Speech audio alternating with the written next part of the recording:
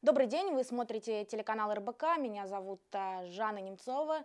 Мы сегодня беседуем с доктором Ицхаком Кальдероном Адизесом, президентом и основателем института Adizes. Dr. Adizes, thank you for the interview. And my first question is the following.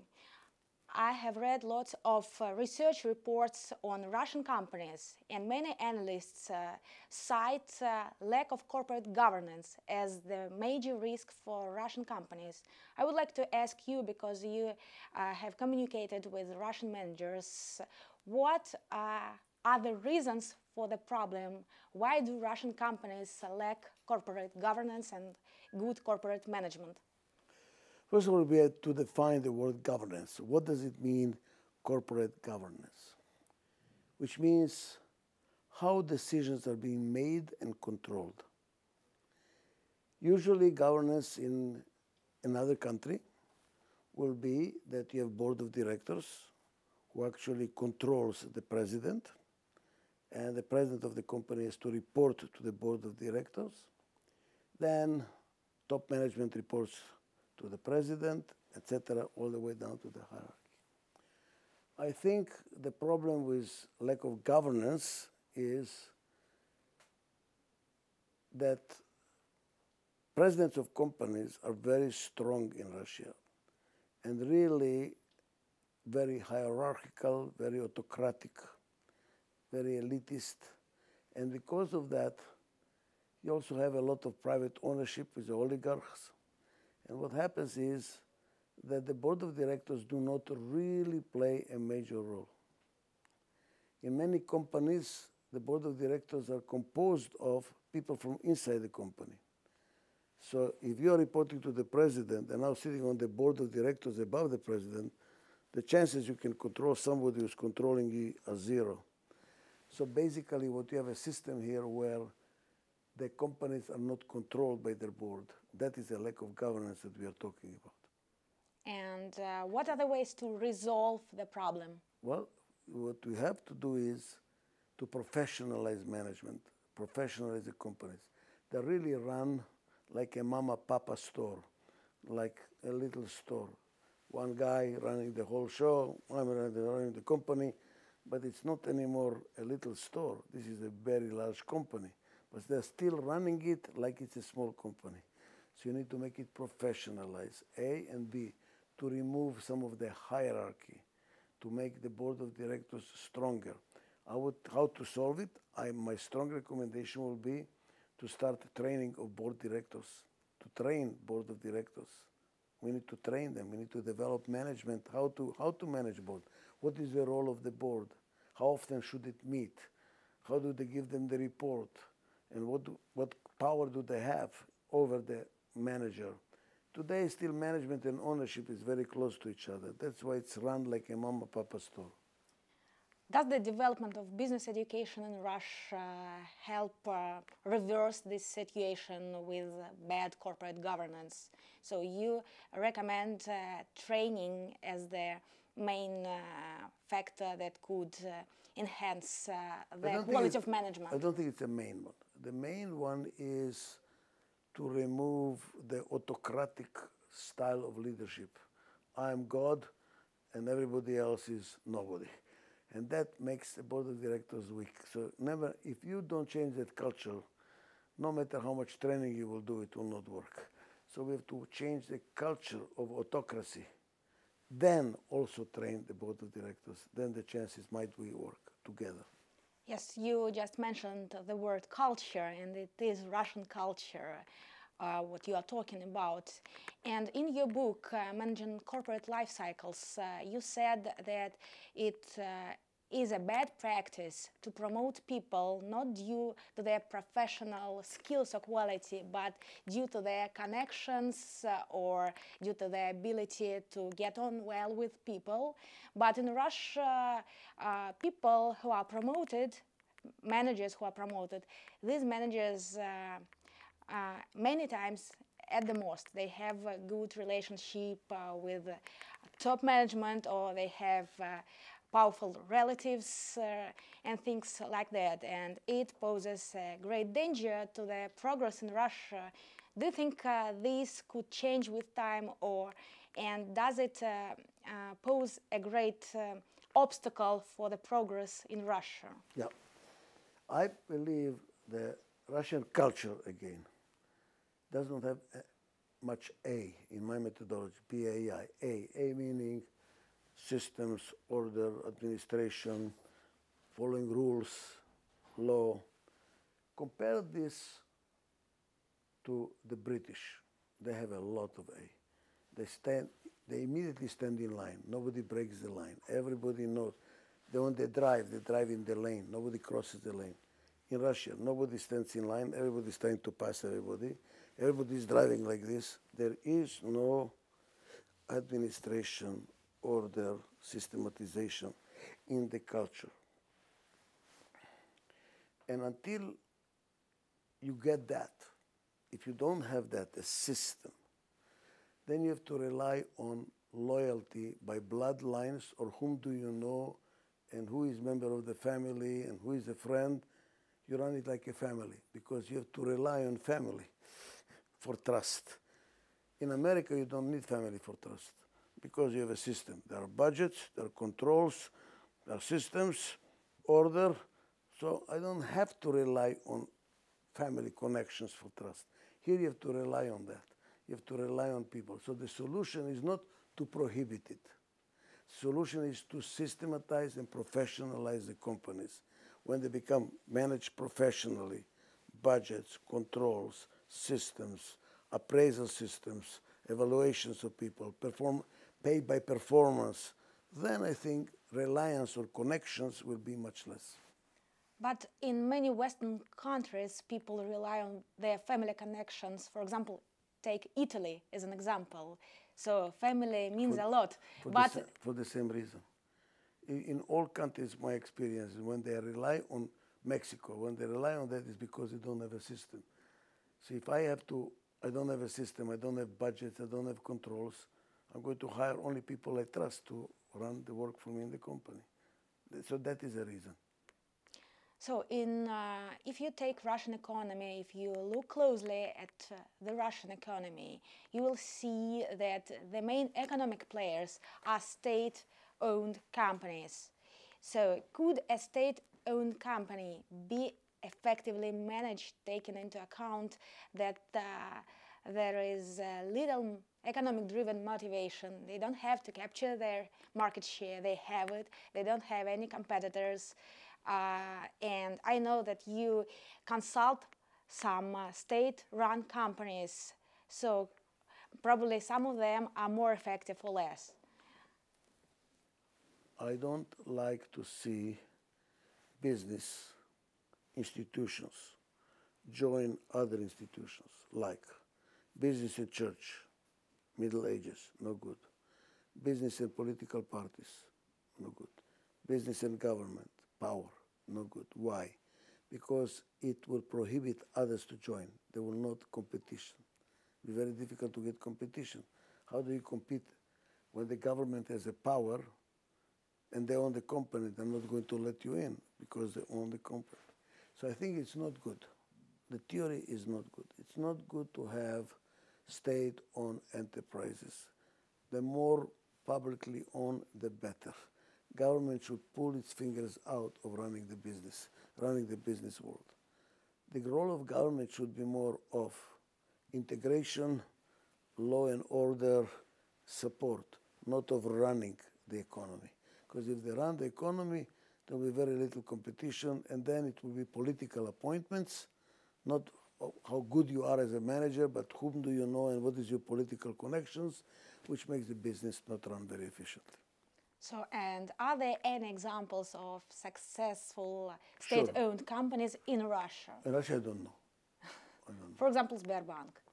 Oh, I cannot talk about it. But it's a good company. Okay, I know that you met our Prime Minister, Mr. Medvedev. What did you tell him? What did you advise to him? What were your advice for him?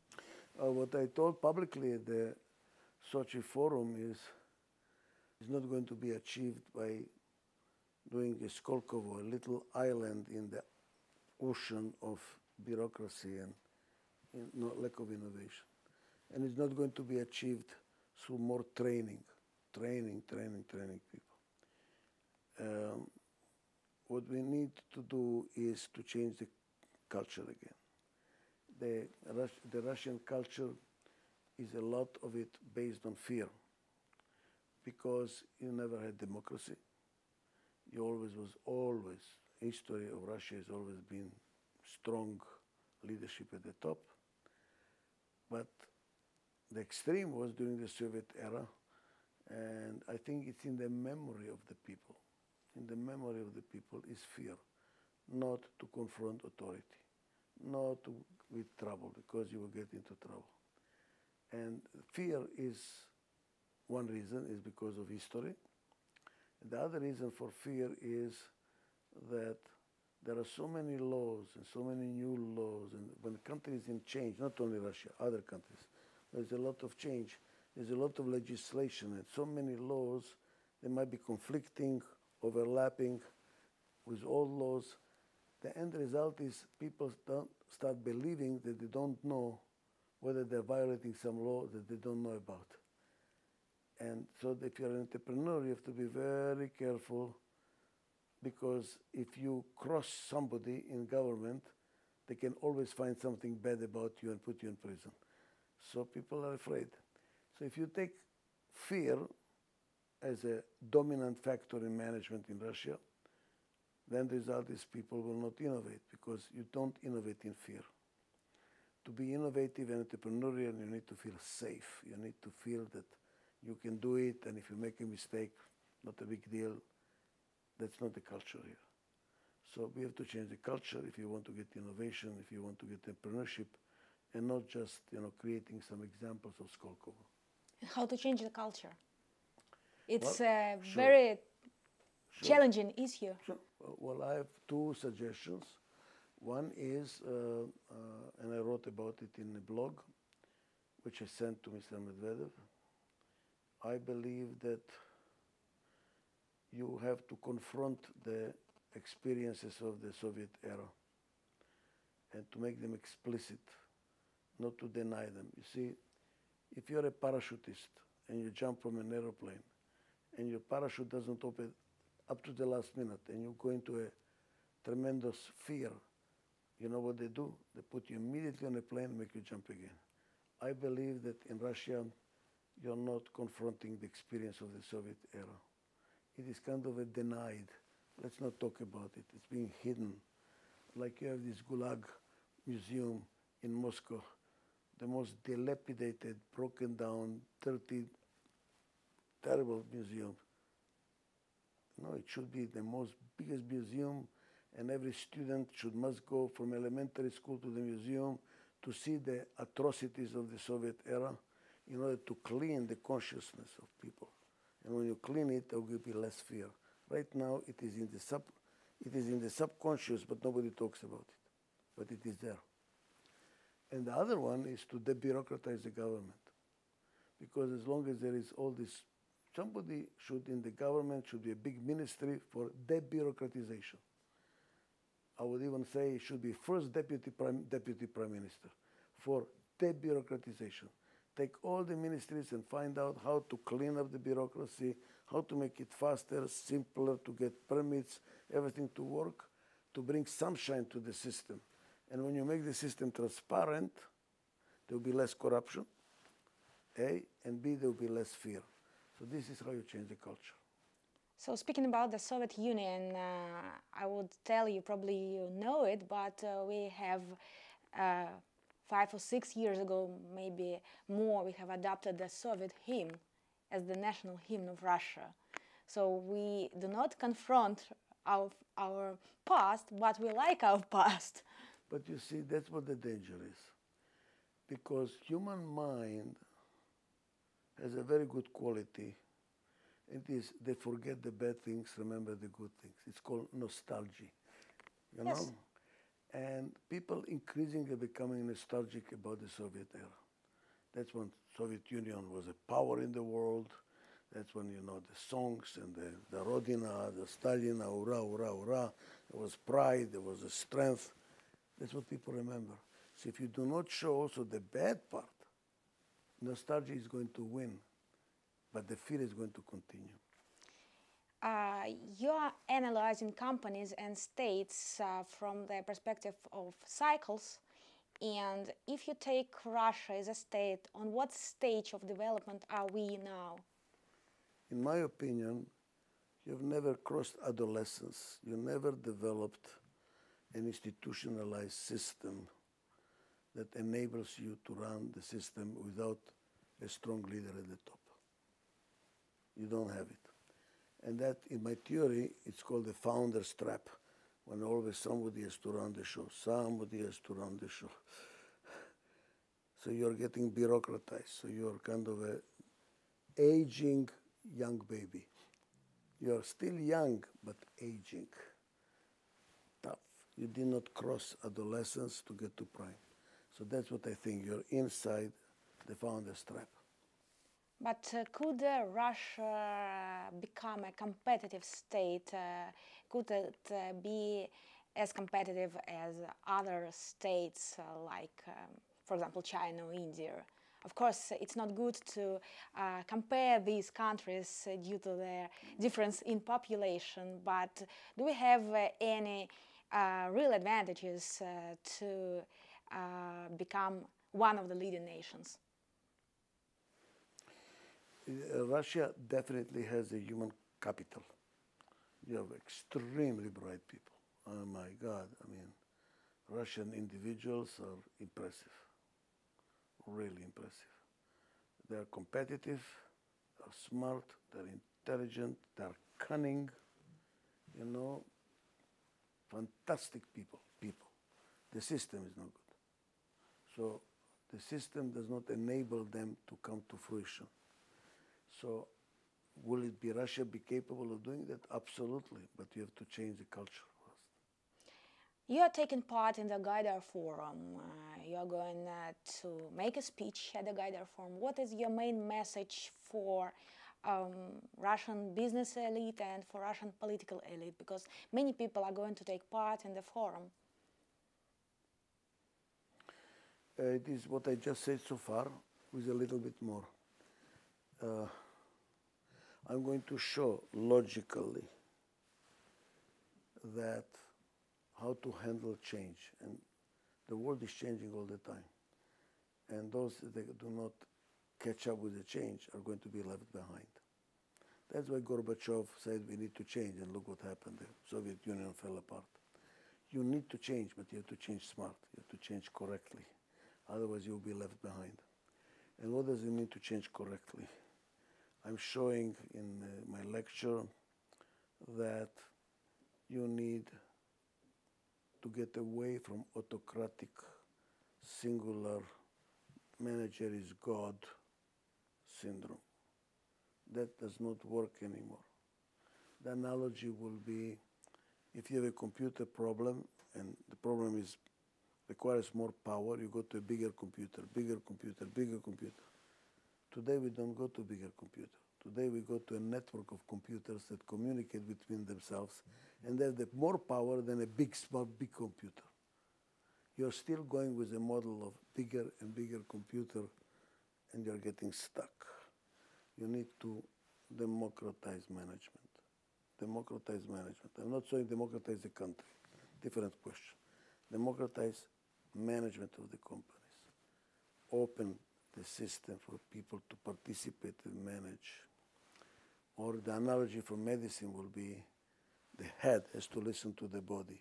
Today, because of autocratic management, the head does not listen to the body. Everybody is like this, paralyzed. Only one head is working. That's not good enough. In your opinion, according to your impressions, Russian authorities, didn't they lose the ability to hear people, to understand their problems? Do they have ability to hear different opinions? I think there is a game going on, quote-unquote game, because their history, always autocratic leadership, always autocratic. then the people expect this person to behave autocratic.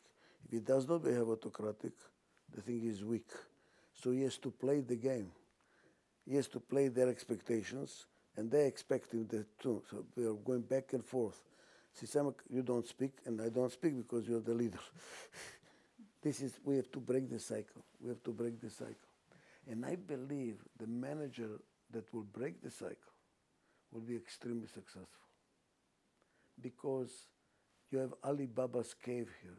You have a cave full with gold. Fantastic people. If you just change the culture and the leadership style of managers in this country, it will be, I was doing an analogy, is the most fruitful, the most best soil is not the dark soil. Everybody thinks dark soil. No, because it's overused. The best soil is the desert. Desert, how can it be? There is a desert. If you bring water, you will get an oasis. It has a lot of chemicals. It has all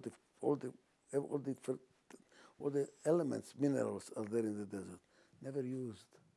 Just bring water. That's Russia for me. Russia, just bring some water. Open up. Let the people speak. Let them participate. Don't be afraid. Don't act like I'm God. Be a human being. Oh my God, you will have an oasis here. It will be a fantastic opportunity. Thank you very much for the interview. Thank you.